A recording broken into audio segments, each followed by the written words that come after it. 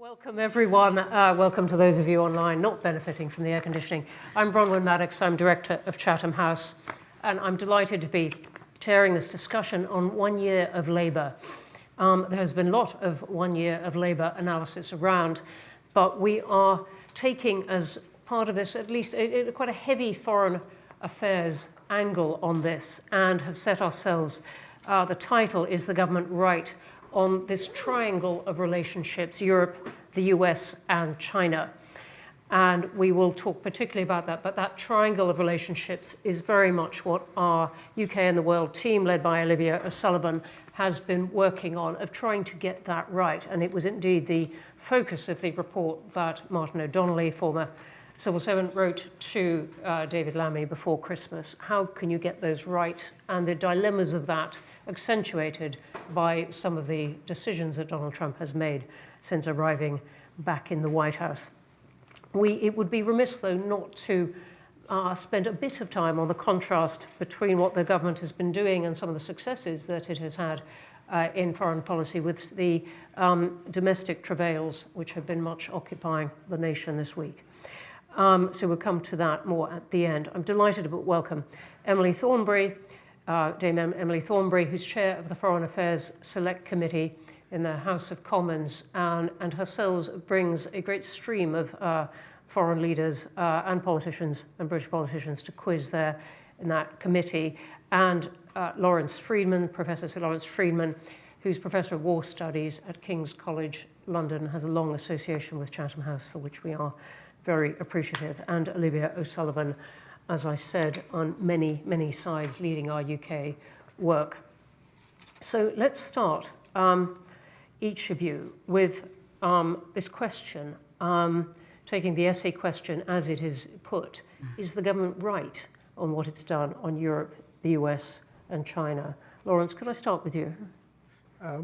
I'd give it 7 out of 10. I think it's doing okay. It's an extraordinarily difficult time. And I think that, that's a good starting point. You've got an administration that's testing in every sense of the word. And it's producing problems, some of which we just can't do anything about, or even where we think we've mitigated them. A good example is tariffs. Well, the Prime Minister, you can argue, has done a decent job in trying to mitigate the effect. But the overall impact of Trump's economic policy, including the big beautiful bill, is going to be, I think, pretty catastrophic for the international economy.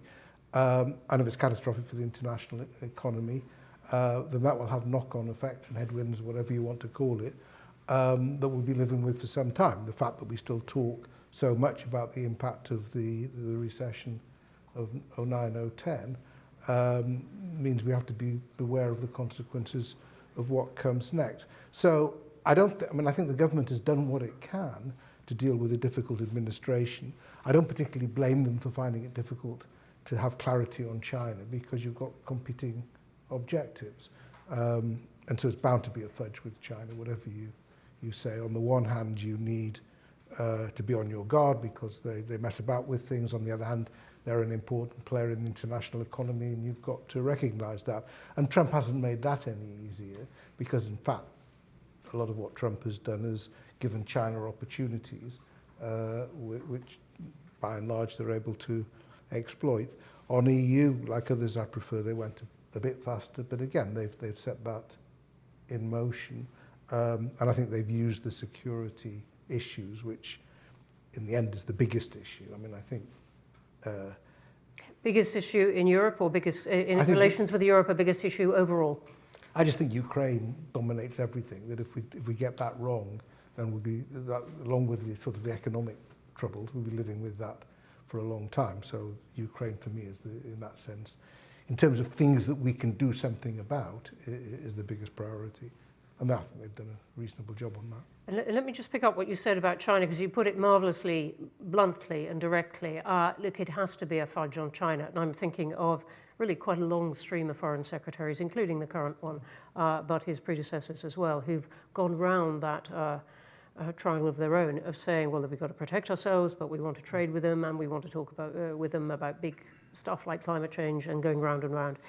In that fudge, do you feel the UK has got it right? I don't think I mean, I think getting it right suggests, there's a sort of checklist of things, we're doing pretty well here, not so, I think it's just very difficult because China's a big actor and you're always going to be reactive to a degree. And also, the part of the issue with China is that on the big crunch questions, we're a small actor. I mean, there's a big US-China question which looms large over everything that's going on in international affairs. And we're a bit player in all of that, as are other European countries. Now, so I come back to the fact that it's going to be a fudge. I don't think there is a right answer. There's answers that don't make things worse. And I think so far we're more or less in that area. But the big tests have yet to come, and I think and it may never come. But how? So at the moment, I don't think we know. I don't think the situation has worsened with this government. But as I say, I think it's a question of how US-China relations develop and how we fit in with that. Emily Thornberry, you've got a 7 out of 10 on your left. What do you think? I think it's different depending on what we're talking about. So I think that Lawrence's analysis is absolutely right when it comes to the United States. It's very challenging and very difficult. But I think that we couldn't be doing better than we are, actually. And obviously it's a difficult relationship with President Trump, but I mean, if we can influence for good, then it's worth it. Do not forget the scene in the White House with, about Ukraine and how awful that was. And how, in a way, I think, Britain sort of negotiated the offer for Ukraine and then negotiated the response. And, played an absolutely pivotal role at that really, really important moment. And I think also we underestimate the level of affection that actually Republicans do feel for the UK. Sorry, I was telling you about this earlier, but I'll repeat it. I was at a social event with some Republican congressmen, and they'd all been in the military, and one of them was saying, and the fact is that I had a couple of people from my select committee who were from the military who were sitting there too. One of them was talking about being a Marine, and then we have a Marine, and they go, oh, which fields were you? And it's like practically every battle that they fought, because they're all of an age. They'd fought next to a Brit. And there is, therefore, this kind of, well, of course you're allies, of course we trust each other. Of course. It's just very interesting, that kind of affection, which is, there's not saying there isn't affection from the Democrats, but it's slightly more guarded. I was just very, very interested in that, and but yeah, so that's, it's difficult, but I think we have to do everything that we can to try to influence in the right way. I think that when it comes to the European Union, it's great to have an opportunity to do a reset. I think that there is space for being more ambitious. I think that we could get many of the things we've already got on our list negotiated by next year. So, what's next?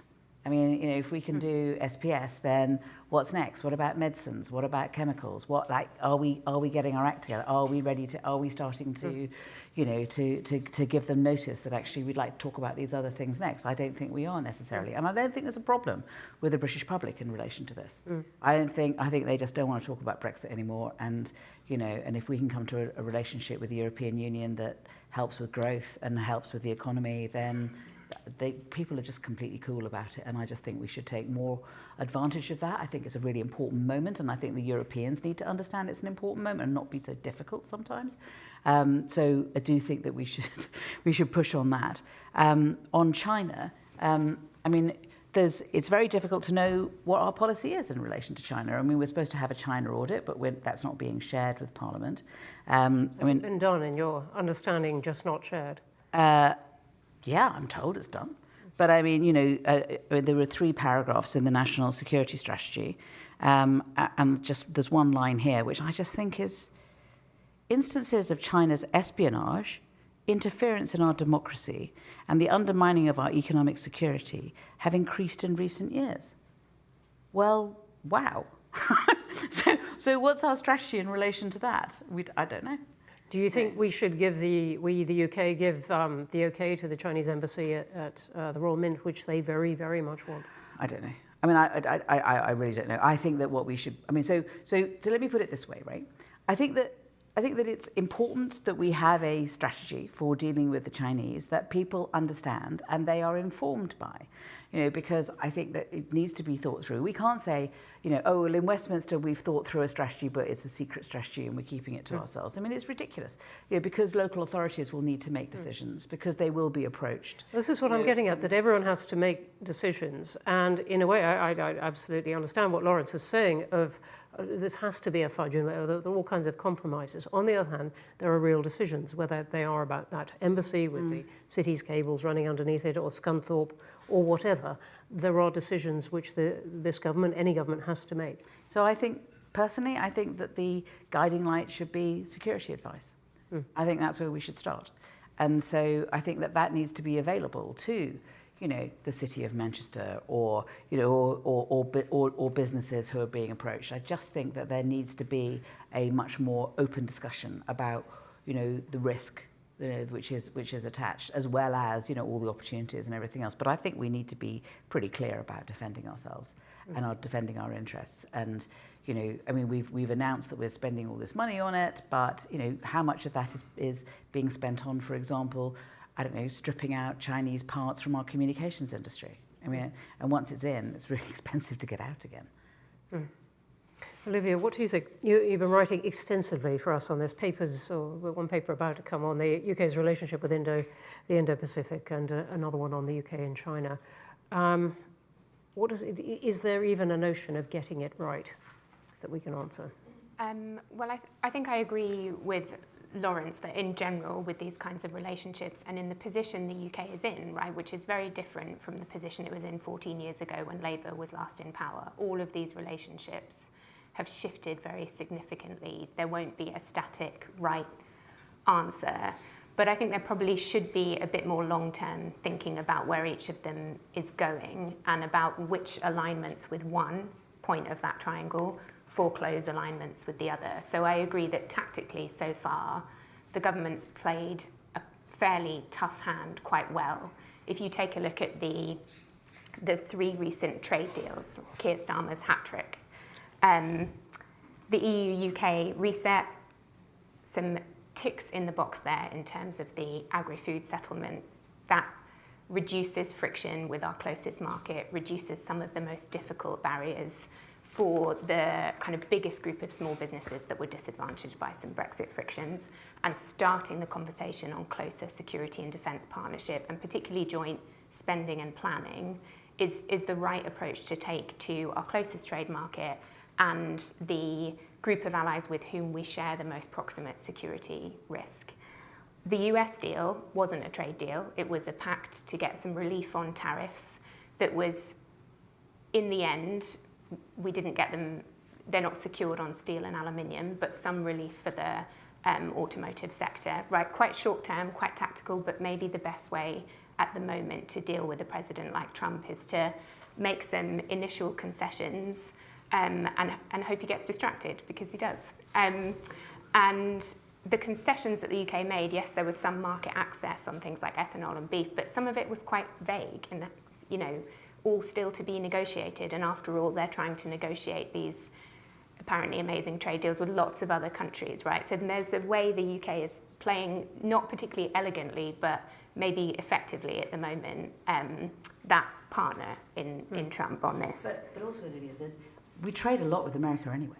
I mean, we're the biggest investor in the US, and there's 1 million jobs in the US dependent on British money, and vice versa. So actually, without a trade deal, it's kind of going well. And so having a tactical agreement to get through a local difficulty in the short term, I think is right. I mean, it sounds as if you're all three in the same space on the US look as good as it could be at this point in the circumstances.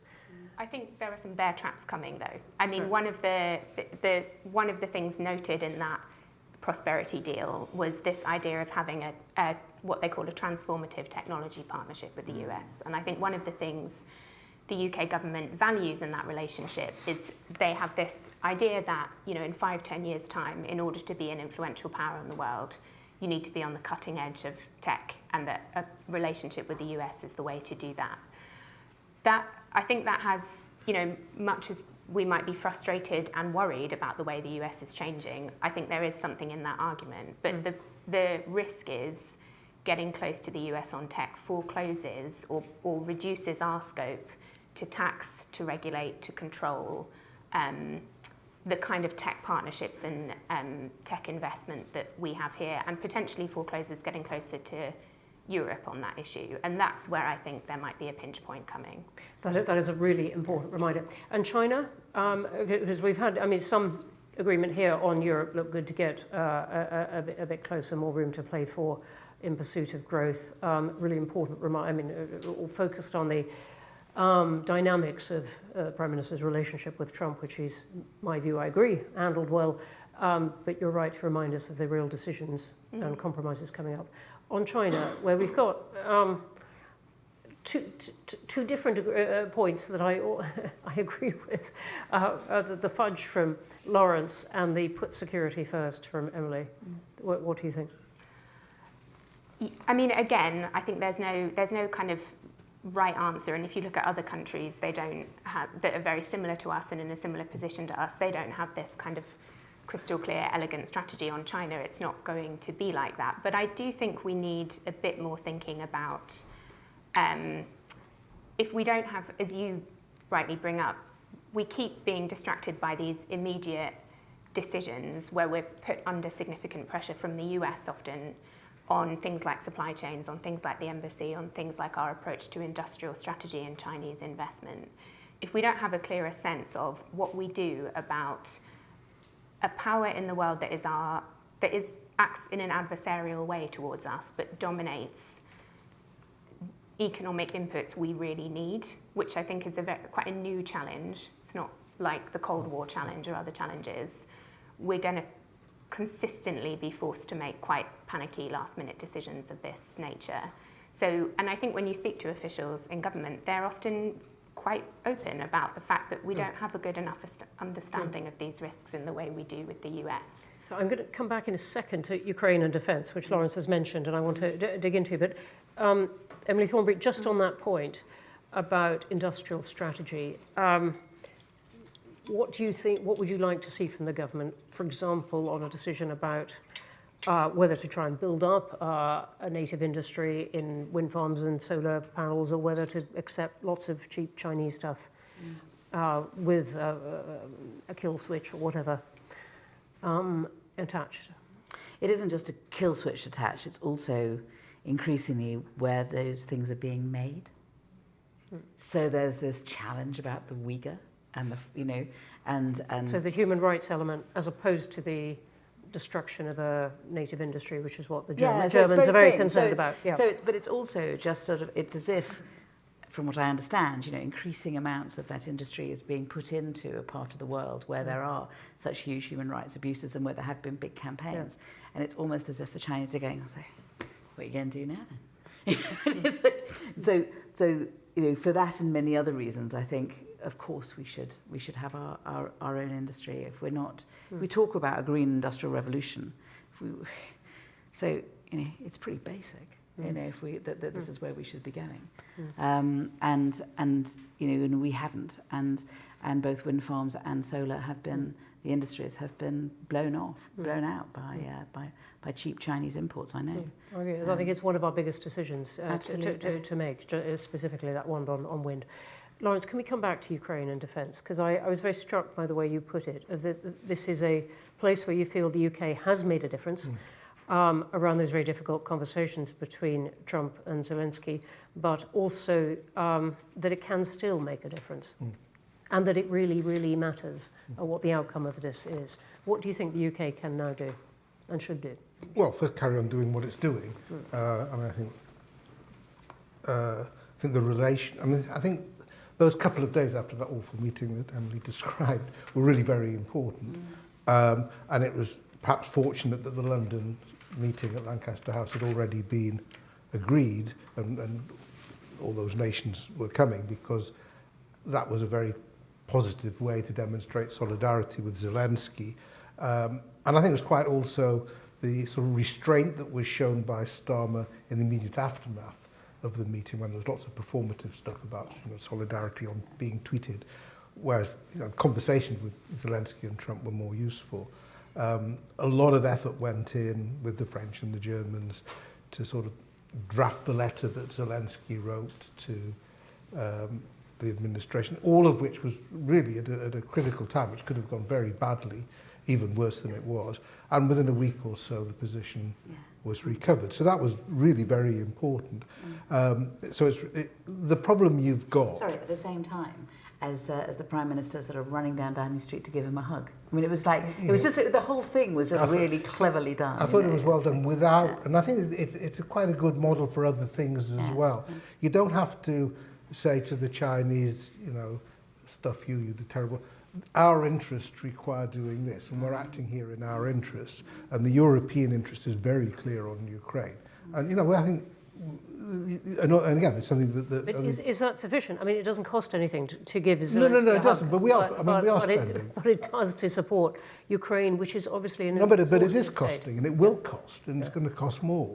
And I think this is the area... I mean, the thing that worries me now with the US, and we just had an announcement overnight which is Bridge Colby in the Pentagon essentially doing what he's wanted to do for the last 3 years, which is divert resource away from Ukraine towards building up US stocks. And just a caution on what Olivia says, I'm nervous about AUKUS for the very same reason. Colby's doing the review of AUKUS.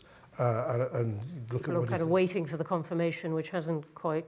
And I would be very nervous about the outcome of that. So I think and I just said, sorry, another thing you have to realize about the States, how few people are making policy. Yes. You have one negotiator, Witkoff, who's doing Iran, Gaza, Russia, and you've got the Secretary of State is also the National Security Advisor, is also the head of USAID, and I believe Chief Archivist as well.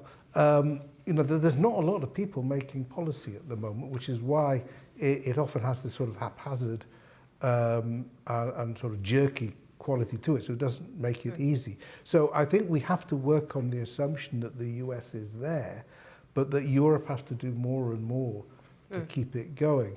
And at some point, this is going to come over to diplomacy as well. I saw that Macron had been speaking to Putin again, obviously totally unproductive conversation.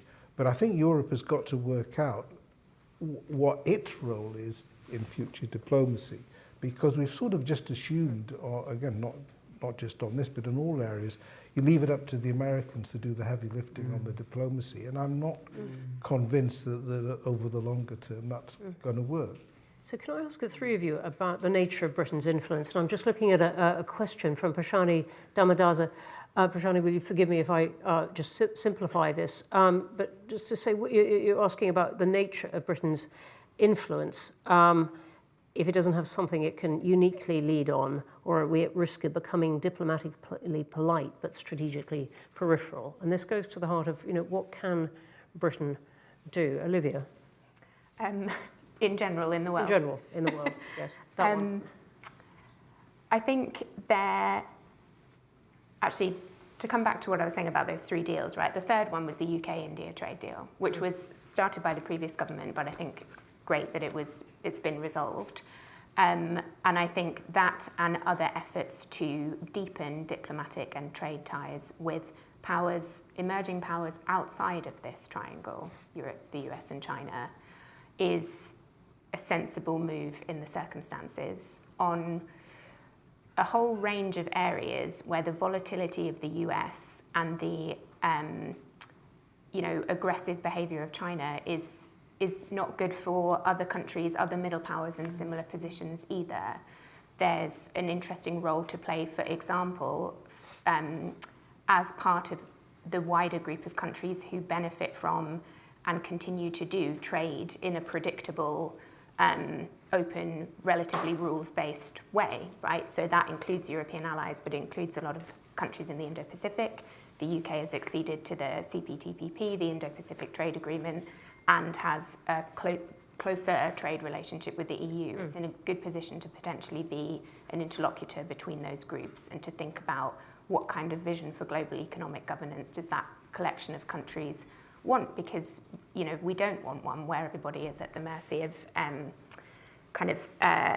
blanket application of tariffs on one side of the Atlantic and choking off supply chains and inputs from China. Right? There's a lot of countries who are increasingly influential and powerful in the world with whom the UK shares some interests, and for a long time it has actually been a feature of UK strategy to try to get closer to whatever term we want to use, middle powers, swing powers.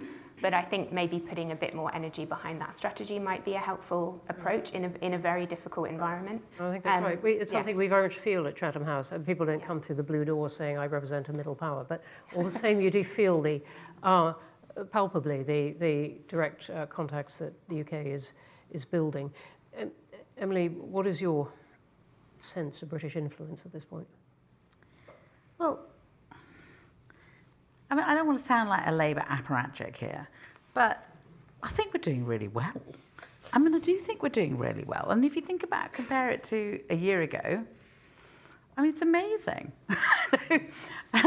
We came out of a period where the world were looking at us going, what are you doing? Why are you doing such a huge bit of self-harm? Why are you leaving the European Union in such a ridiculous way? Why are you all fighting each other? Where are you? What is so we've kind of come away from that, and we have a sensible foreign secretary. I'm sorry, but we have a sensible foreign secretary. I was around when people were laughing at Boris Johnson. I mean, it was just like it was shameful. So we've obviously had a long way to come. He didn't stop at foreign secretary. Well, no, and he wasn't the only one that people laughed at either. But we had a series of foreign secretaries who did not do as proud, and I think things are turning around, and I think that people are so pleased to see us back. All right. That the sort of sensible country that Britain can be in foreign policy is back, and people do want to know what our views are, and we have a convening power, and we are able to be someone who's trusted, and who doesn't have a kind of an agenda a mile long. So finally, just before we go to audience questions, let me come to the point that I mentioned right at the beginning. What should we and what should the world looking at Britain make of the difficulty that the Prime Minister is having in getting some key bits of his domestic policy through? Why is that a year after winning a huge majority? What is he going to do about national finances? Emily? So I think in a way, it's a clear contrast, isn't it? As I say, I think it's difficult to find, a great deal of fault with our international policy and the way that we've been behaving on the world stage. And as I say, when I was at the UN recently, and I was, trying to winkle out criticism of Britain's role at the UN, I could find nothing but people saying, we're so pleased, this is great. It's wonderful to have you around, and it's so helpful. So that was a bit annoying because I'm trying to do a report on it, and if you can't find any criticism at all, so I think that's and that is in contrast to the difficulties that we're having. But I think in a way it's because it is much easier to repair our international policy than it is after 14 years of underinvestment in public services, bringing up taxes to the highest level ever, bringing our debt to the highest level ever, and trying to get out of that. I'm just saying it's a very different problem to, okay, EU, sorry about leaving the European Union. We're now going to try and sort out a grown-up relationship with you. It's much easier to do that than it is to do a fundamental. But the point, and the point I'm getting at is that it really is fundamental, isn't it? You and colleagues can mention the 14 years, but these are deep problems of the UK economy and society, which many governments have been wrestling with. One of the questions I'm interested in, your view on, is whether it is just a very hard time to run a country in terms of there not being much money. You have to persuade voters to take it from here and now put lots of it into defence. We have had something of a peace dividend in Europe for 30 years.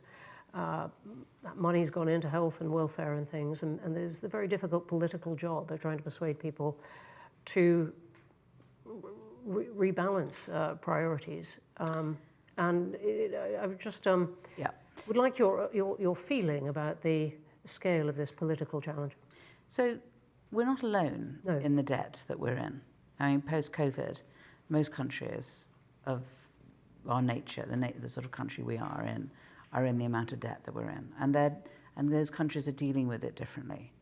And the course that we've taken is to look at it in 5-year chunks, which is particularly challenging. And I think that may be something which will need to be looked at with some care to see if other countries perhaps have a different approach that is maybe working better. But I think that the most important thing, and I'm not saying anything new, everybody knows this, is that in order to bring the country with you, you have to be clear about what it is that you're trying to achieve, and explain to people, that just because it's difficult now does not mean that it's going to be worse in a year's time. Actually, it will be better because we're doing this and this and this, and come with us. I mean, we need to be confident and clear about why we're doing what we're doing and explain it to people. And then I think that, people don't expect us to be perfect, and there is a lot of cynicism about politics, and we have to break that down by being, as you're saying, look, we're just human, but we're making these decisions because we think this is going to work and it's going to take us here, and this is why. Olivia, what do you make of this contrast between comparative sure-footedness that we've been describing in foreign policy and the struggles at home? I mean, I think that in a way they're very different, and it perhaps to some degree it suits almost the approach that when people interview Keir Starmer or talk to him about his approach to government, he's often fairly averse to the idea of having a big, broad, overarching vision, and tends to be focused on solving the problem in front of us. And in foreign affairs, that, particularly because of this position the UK is in between these three powers outside of a big trade bloc, a lot of challenges, that approach can work relatively well. But domestically, in a way, the government has its hands on more levers and is almost more responsible for a long-term plan of what to do about some of these challenges than just being reactive. I think there's obviously a challenge when the government, Labour went into government saying it would not raise 3 big taxes, saying it would stick to certain fiscal rules. So the space they have in which to make choices is quite limited. And then we're in a context where, like other countries, they have demographic challenges, an ageing population, the cost of the welfare state, and now significant pressure to spend more on defence. That circle is very difficult to square. One of the ways that I think long-term both the UK and European allies might need to think about this is some of these innovative ideas about spending on defence together, so that we're not each developing sort of bespoke cottage military industries, right? We have to, and I think the Strategic Defence Review was interesting on this, and the whole experience of Ukraine has been interesting on this, but we have to think very differently about the costs of defence. So I think that is a really important point, as people ratchet up the numbers 2, 3, 4, 5%, and so on, that it is spent really well. But Lawrence, coming back to this question, is the government struggling in a way it needn't have done at home, or is it just a very hard time to run a country? Both, I think. I mean, it's a very hard time to run a country, and it's that. I mean, every European country is facing pretty similar sets of problems, dealing with them in different ways, not always better than us. I think the government boxed itself in. It made commitments before the election that it needn't have made in so definitive a way.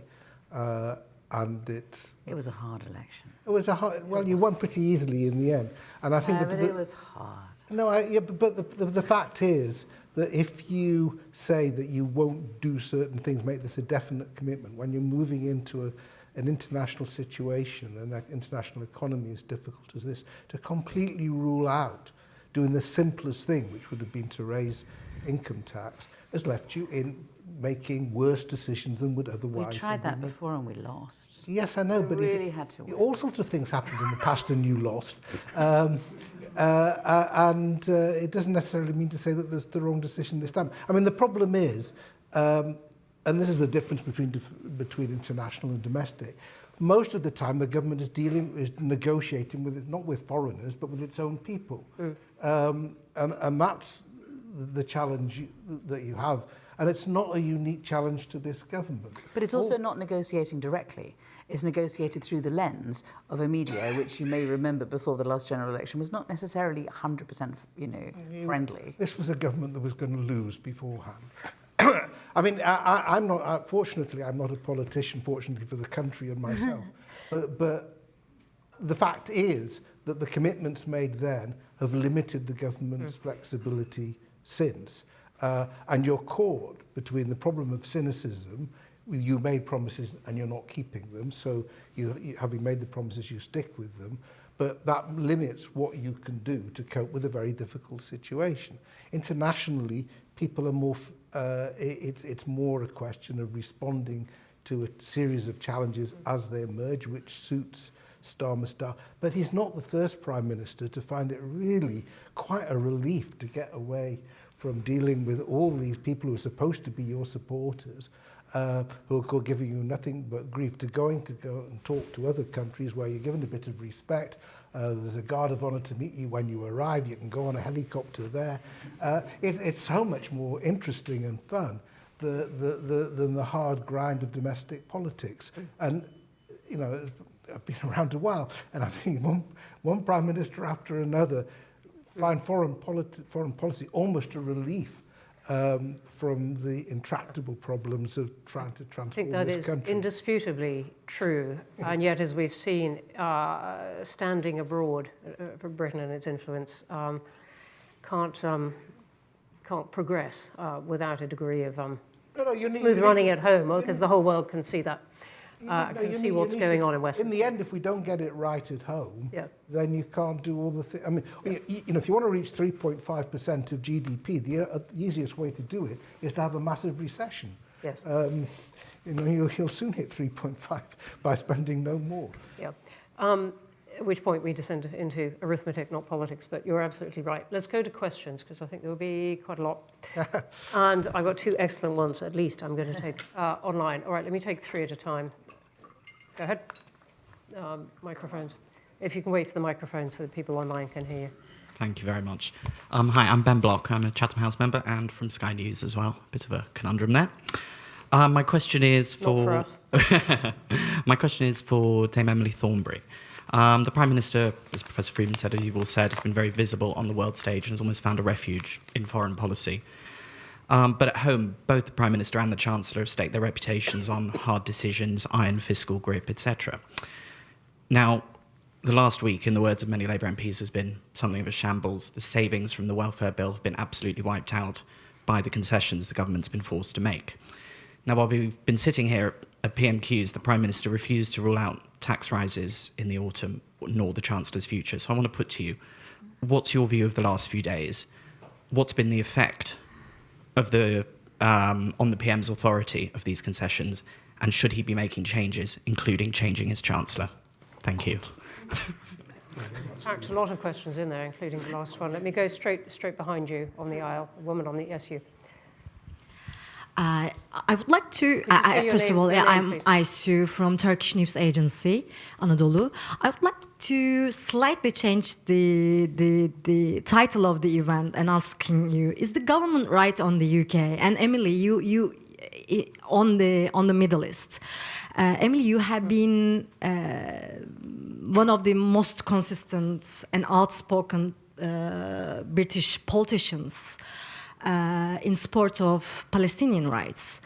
And lately you just brought up the issue of recognizing the Palestinian state. Mm-hmm. So do you see any development on this? And do you think that the UK government is failing its moral obligations under the international law, and not just very short. No, you've made a really good point. I'm really glad you made it because I was going to bring up the Middle East. But, forgive me, could we stop there? Lawrence can answer that question as well. Thank you. I'm going to ask all of them, and then I'm going to take a third one from Geraldina Callahan online, saying how can the UK maintain its influence while cutting development aid? Emily Thornberry, do you want to start? So hello, Ben. Yes. So I was asked at an early stage, what's my view about the changes that were being made, or the bill, and how we were going to reform benefits, and I, to begin with, just said, and it was an honest truth, I've been so preoccupied with potentially third world war that I've been kind of quite busy looking at that, but I will, and I did, and I looked at it as best I could, and actually the more I looked at it, the more I realised that we are in a hell of a mess when it comes to benefits. I mean, the fact is that the baseline benefit that people get is universal credit, and that's about £100. You cannot live on £100. I mean, we just can't. How do you do that? And if you're a poor family and then you get you only get benefits for 2 kids. And it's just like, this is where we are. This is why we have to change the system, because obviously people are desperate to scramble onto other benefits in order to be able to live. I've had people come to see me who've been lobbying on the disability benefits, and and you can get this benefit where, so long as whatever condition you have affects you in a particular way, you get a lump sum of money and you can spend it on what you want. Well, people coming to see me are spending it on their rent. Whereas, and I was saying, well, I understand, and it's not fair that you have this disability, and but the people next door who are really poor and living on just on universal credit, and it's like they have to pay their rent too. So like, we do need to look at this. We need to look at this, but what we need to do is we need to look at it in a way whereby we have looked at it properly. We have done a thorough review, and then once we're confident about what we're doing and why we are doing it, we then go ahead and do it. The difficulty is that obviously the way it looked for so many people was, it looked like the Chancellor needed to save £5 billion, and lo and behold, the reforms to the benefit system were going to save, £5 billion. So it's difficult in those circumstances to sell it as a reform of the nature that is needed, and of the and addressing the problems that are there. I mean, you can be 66 years old and be on £100 universal credit, and then the next day you're 67 and suddenly you're retired. You get twice as much money. I mean, it just we need to kind of pare this back and actually start looking at this, because what I think that fundamentally the problem is that we've not been increasing UC, in line with inflation, let alone increasing it, and that has been undermining the benefit system. And then we have the problem with rent being as high as it is, and people not getting the benefits they need in order to pay their rents, and a cap being put on that, so people need to use their benefits in order to pay their rent. So, I mean, that's before we even get on to disability benefits. So you think in a way the Tim's review is not wide enough? So I think that he's going to find it difficult to keep it restricted, to the parameters in which he's been given. I think that we need to have a wider look at this. So that's my view on it. And I think that it's obviously put us into quite a lot of difficulties. As I say, it does rather depend on how we are looking at the financial situation. If we do it just in terms of, in the next 5 years we must do this, in the next 10 years we must do that, without any flexibility, then we get ourselves into some difficulties. And and therefore it's difficult to know how we're going to square this without putting an increase in taxes on. I mean, I personally don't understand why capital gains tax isn't at the same level as income tax. Why is that? Why is that? I don't understand that. I go, businesses. Well, put a carve out for businesses then. But why can't we do that kind of easy tax on wealth? I mean, it's quite clear that as time has gone on, the rich have got richer and the poor have got poorer in this country, and we're a Labour government and we should be addressing that. I mean, I'm not an economist, but I mean, that seems to me to be the point. No, and some economists would take issue with those figures. Yeah, no, I understand that. I mean, I agree, but that's just moving quickly onto the Palestine issue. I do think that we should. So the government's position is that we should recognise Palestine as part of a process that will result in a Palestinian state. Obviously, the difficulty is in reality is that is that the West Bank is essentially being seized by the current far-right Israeli government, and there's not going to be a Palestine left to recognise unless we get on with it. And so I think that it's quite clear that for me that's what we should do. We've always said that we should act in, or we haven't always said, but we recently said that we should act in sync with the French, and I think there is some kind of political strength in the two countries from Sykes-Picot who carved up the Middle East originally, recognising Palestine at the same time. And I think that, And even if it's just a symbolic point, I was in Jordan last week where there was a lot of support for this point, but even acknowledging that, as you said, it may have no effect on what this Israeli government is doing on the West Bank. So we have an ally in Israel that just won't listen. This far-right government just won't listen to us. And I appreciate that the only country that they will listen to is the Americans. And so I think that we should be using our influence with the Americans to, in turn, ensure that they lean on the Israelis. Right, so you're saying we should recognise Palestine now? We should be recognising Palestine in order to, as a gesture of good faith, as a beginning of a process in which we do need to involve countries such as Turkey, as Saudi Arabia, as Egypt and Jordan, the big players in the area. We all know what peace in the Middle East looks like. We all know what a two-state solution looks like. We've been talking about it for decades.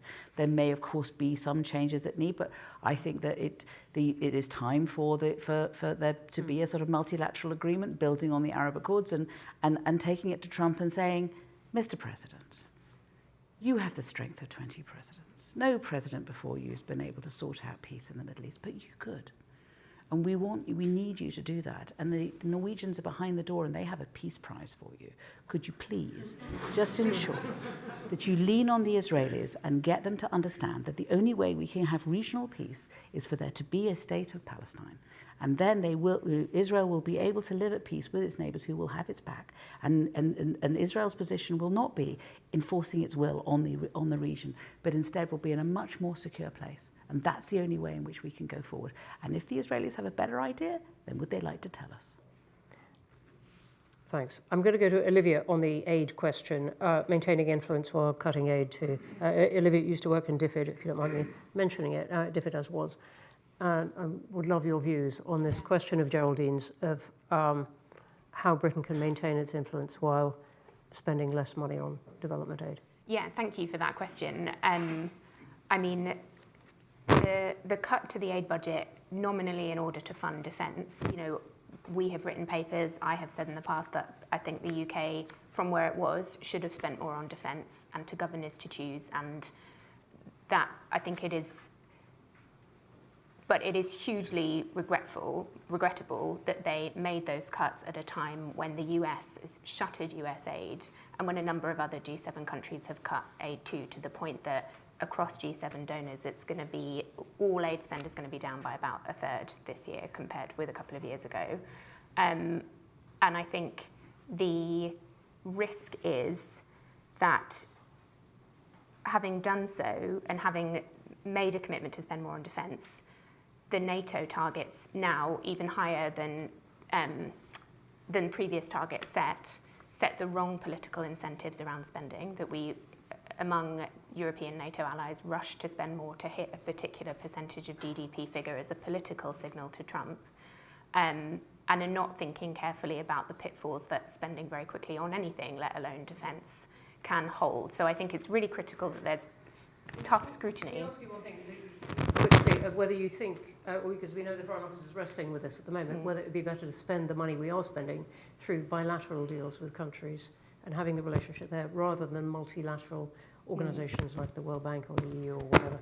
The issue is that given, it's not just the US cuts, but as people will be aware, the Trump administration is undergoing this review of their membership and support for all kinds of international institutions, which they're due to conclude in August.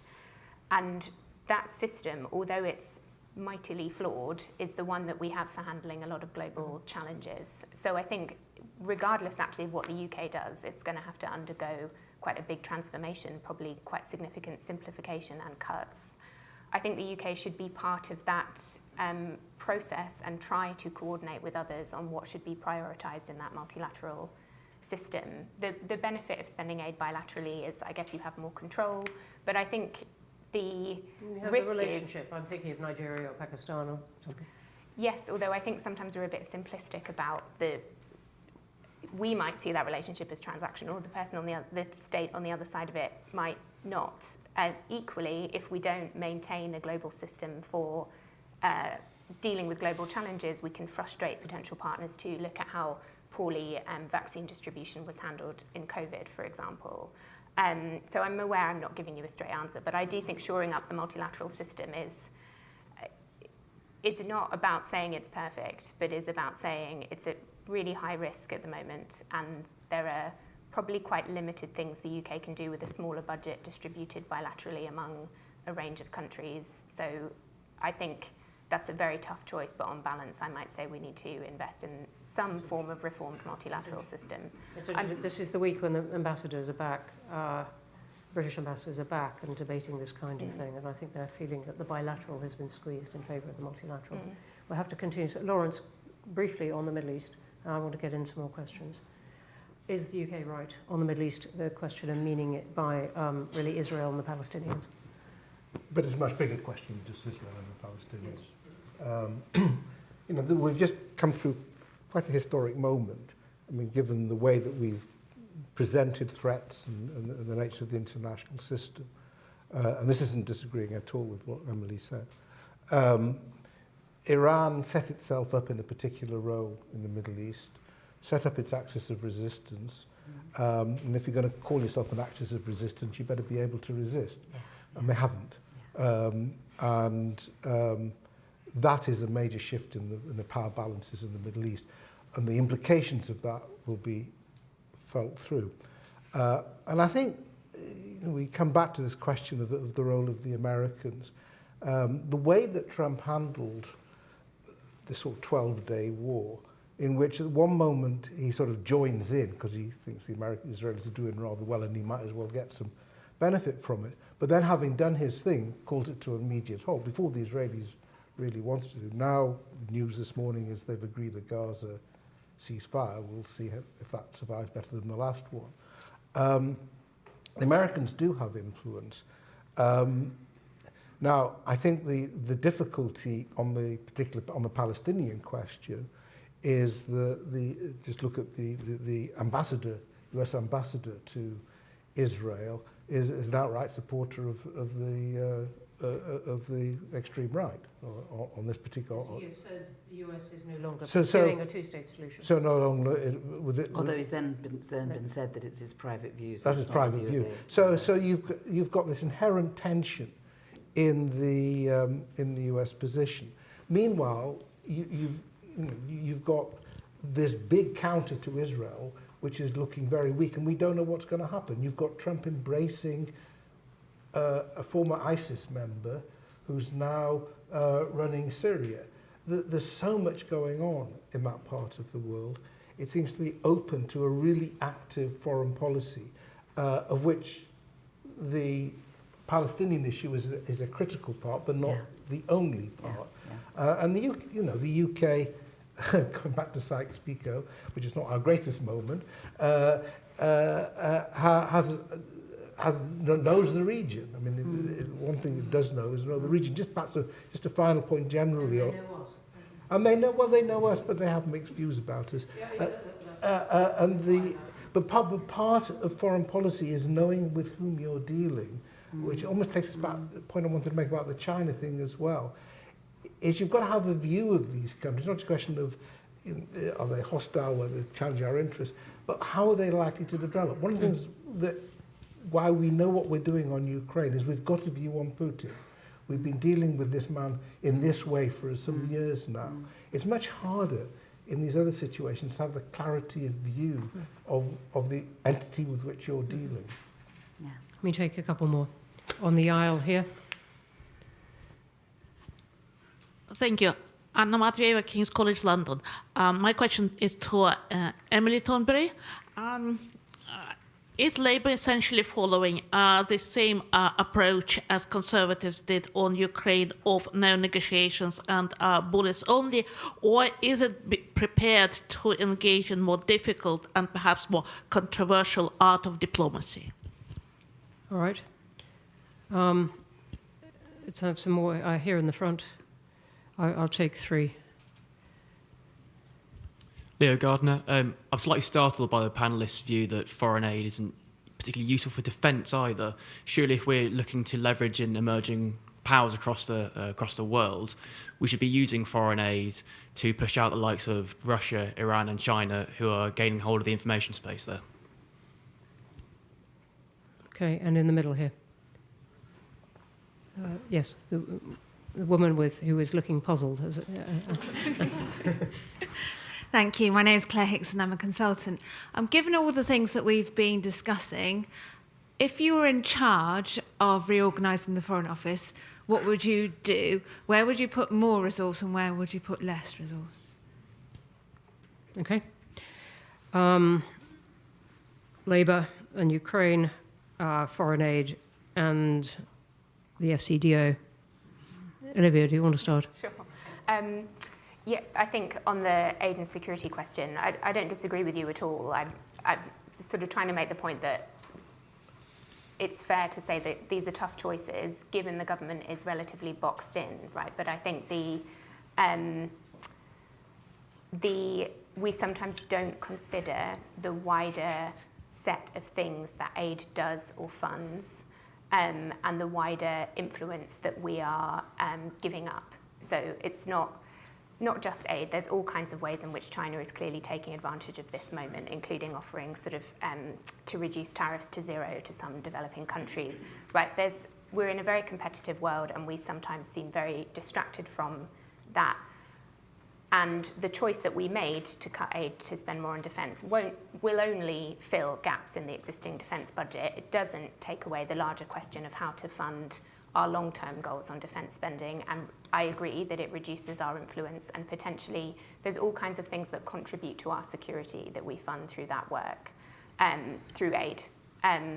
So I agree there's ways in which we need to think about the influence that competitors and adversaries will gain from that choice, not just our choice, but the choice of other donors in all kinds of areas. Okay, great. We've got 1 minute each then, Lawrence and Emily. Lawrence. Well, on aid, I wish we didn't have to call it aid. It sounds so patronising. I mean, I think there's a lot of things to spend money on, and going back to the organisation of the Foreign Office, the Foreign Office controls this budget now. And I think you want flexibility in the budget to be able to be much more responsive. The problem with DFID in the past was it was a very, very particular view of what aid was about and what it should do. And I think we haven't really come up with a new version, given the more limited resources we're putting in. Going back to what I said before, I think that that the Foreign Office needs to get better analysis. I mean, I think the strength of the analytical community is important. Finally, on Ukraine, I'm perfectly happy with the position that the UK position is not that you don't negotiate. You negotiate on a ceasefire, which is more or less the Trump position, which Ukraine has accepted and Russia hasn't, because you're not going to get much else. It wouldn't surprise me if we don't get a negotiation at all. But I don't think the position is against negotiation. It's just not negotiating solely on Putin's terms. Emily, 1 minute. I mean, I think that Lawrence has put the answer to the Ukraine question very well. I mean, I think that the Labour position and the Conservative position is the same. That's what's so interesting in this country. And I think that also there's a huge amount of public support, not least because, of course, people in Britain have been poisoned by Putin, and we all remember that, and we know what we're dealing with. It's not for us to negotiate borders. It's for Ukraine. We do need to negotiate a ceasefire, absolutely. When it comes to the information space, which I think you've just been saying, of course, what we haven't been talking about is, you know, when we talk about increasing the amount of money we're going to spend on defence to 5%, 1.5% is going to be a different type of defence for a different type of world, and that includes the information space. I mean, absolutely, it does, and we have to counter the new types of warfare, and very much that's about about bolstering up democracies quite often, which has in itself a role when it comes to development. And so then there's a kind of like where aid kind of merges into defence, gets kind of quite fluid, where to spend more resources and where to spend less. Just segueing in, we need to spend more on the World Service. We need to spend more on the World Service. We need to spend more on the World Service. The BBC is a label that is recognised throughout the world and recognised as a source of truth. We should be spending more on it. The Chinese and the Russians spend, just so much more than we do. And we're actually cutting back on it at a time like this. It's madness. We should be increasing the amount we spend on that. And as a general thing, I think that actually what has surprised me so much is within the Foreign Office how although people are becoming more confident, nevertheless they're coming from a very bad place within the Foreign Office. There doesn't seem to be the confidence that I was expecting, really. And I think they've gone through kind of quite difficult times, and obviously, putting DFID into the Foreign Office and the whole reorganisation and the difficulties that we have with our international reputation, And now, of course, the Foreign Office is facing the biggest cuts out of any government department. So that is hard too. So when you ask me where do we spend money and where don't we spend money, I suppose as a general thing we need to make sure we're spending as much money as we can afford on the field, and look again at how efficient we are in London. But I'm not going any further than that. Okay, I think it's not a particularly cheerful week the ambassadors returning are having. I want to thank you all very much. We are doing a lot on the Middle East, and I wanted to flag up two events in particular. I'm looking over at the Chatham House team just to see if they're confirmed on Thursday. We have the Turkish Finance Minister. Sorry, Wednesday. Wednesday. Those will be online. No, Wednesday is today. Next week, yeah. Wednesday is okay. We have the Turkish Finance Minister, Şimşek, first saviour of the Turkish economy, and then it's not going quite so well, but very interesting the last time he spoke on relations with Russia in particular. And then also the same day we have the leader of the Israeli opposition, Yair Golan, later in the day, which I'll be moderating, if that's the word. Okay, we'll see you next week. Please can you join me in thanking Lawrence Freedman, Emily Thornberry and Olivia O'Sullivan.